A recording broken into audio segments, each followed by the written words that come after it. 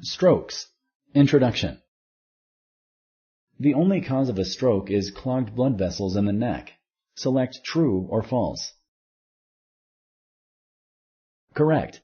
Clogged blood vessels in the neck are only one of the many causes of strokes.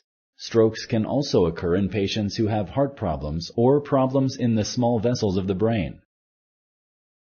A husband tells his wife that he just felt a little dizzy and he had sudden trouble walking for a second.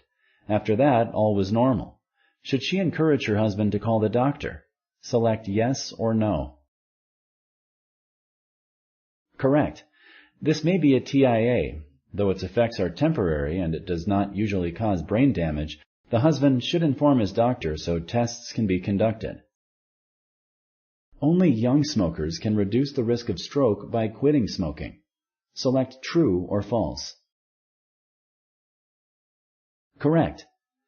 People at any age can reduce the risk of stroke, lung cancer, lung disease, and heart disease by quitting smoking. Stopping smoking can help decrease the chances of having strokes. Select true or false. Correct. It is true that stopping smoking can decrease the chances of having strokes.